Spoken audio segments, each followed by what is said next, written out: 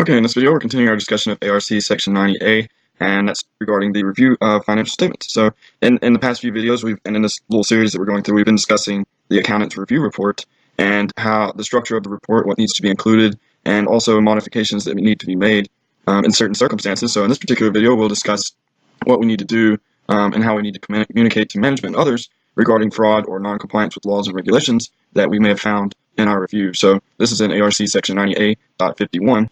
And it says here that if we become aware of fraud, including misappropriation of assets, that means someone stole the assets within the company. If we become aware that that's occurred, then we should communicate the matter as soon as practicable to the appropriate level of management, preferably to the level of management above those that are involved in the suspected fraud. And so if we become aware of matters involving identified or suspected noncompliance with laws and regulations, whose effects should be considered when we prepare the financial statements, or when the client prepares the financial statements, then we should communicate those matters to management. Other matters are clearly inconsequential. So basically, if there has been a material fraud or noncompliance with laws that we find during our review, we need to communicate those with management as soon as possible.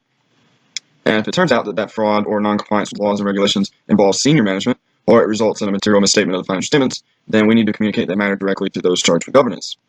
And so if neither management nor those charged with governance give us information that supports that the financial statements are not materially misstated due to fraud, or if they don't provide us information that supports that they are in compliance with laws and regulations, and that the effect of suspected noncompliance may be material to the financial statements, then we need to consider the potential that we would just withdraw from the engagement, and we need to select legal advice to take appropriate action.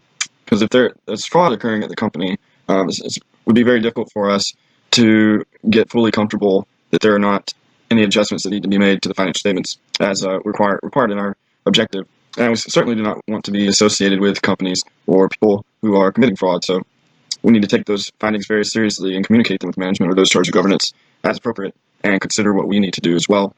So we have some explanatory material here, sections 890 through A93. So let's go down to those sections and see some more advice on how we should, the steps we should take to comply with these requirements.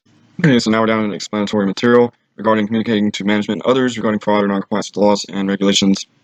And so we see here that we may, at the beginning of our engagement, come to an agreement with management or those charged with governance with the types of frauds or amounts that would be considered material to management and governance, and hence they would like us to communicate them to them. That way we have an idea of what is important to them and what should be communicated to them if we notice it.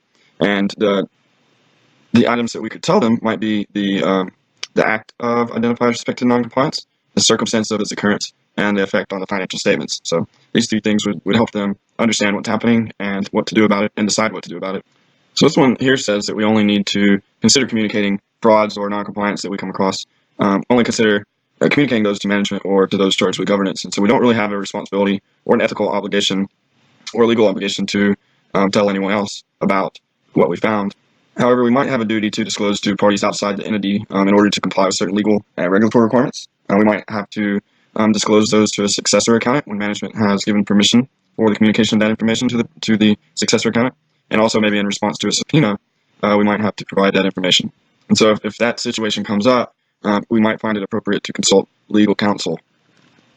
And finally, as we saw in the requirements, if management isn't able to provide us information that gets us comfortable that there's no fraud occurring, or that the financial statements are not misstated, then we might need to consider withdrawing from the engagement. And that might be necessary when management or those charged with governance do not take remedial action that we consider necessary in the circumstances, or withdrawal might be necessary when matters regarding fraud or noncompliance with the laws and regulations involve an owner of the business.